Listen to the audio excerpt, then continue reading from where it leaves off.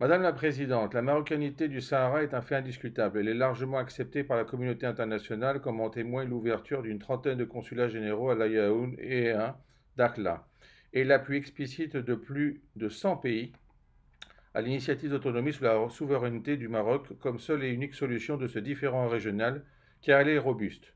Mon pays, à l'instar de nombreux autres pays européens, soutient également cette initiative. Je me réjouis par ailleurs de l'appui de nombreux pays, dont Israël, l'Ukraine, l'Autriche, la Serbie, la Suisse, Malte, le Cambodge et le Bénin.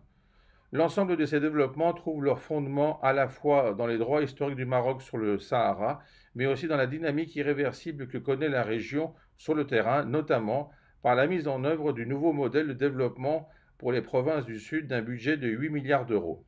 En parallèle, la majorité des États membres de l'ONU ne reconnaissent pas la pseudo-république sahraoui et s'appuient sur le processus politique onusien uniquement pour parvenir à une solution politique définitive. À cet égard, je souhaite souligner que la pseudo-république ne représente qu'une émanation des intérêts géopolitiques et l'agenda hégémonique du pays hôte des camps de Tindouf.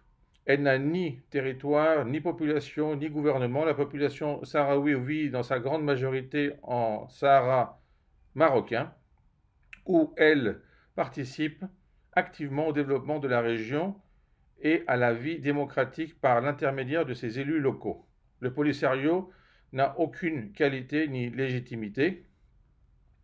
Il est installé et maintenu par l'État hôte des camps de Tindouf et se livre aux pires abus des droits de l'homme pour étouffer la contestation dans les camps. Cette situation est dramatique et exige une action urgente de l'ONU pour arrêter l'État hôte et l'obliger à respecter ses obligations en vertu du droit international.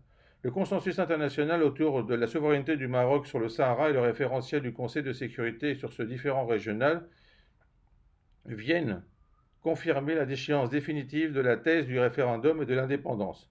Face à cet élan inexorable, Polisario et son pays hôte se sont enfermés dans une stratégie de fuite en avant. Preuve en est, le seul pays dans le monde qui s'oppose à l'initiative d'autonomie est le pays hôte des camps de Tindouf. Son refus de s'engager dans le processus politique retarde le règlement définitif du différend régional sur le Sahara marocain, prend en otage les populations des camps de Tindouf et hypothèque l'avenir des peuples de la région. Je vous remercie, Madame la Présidente.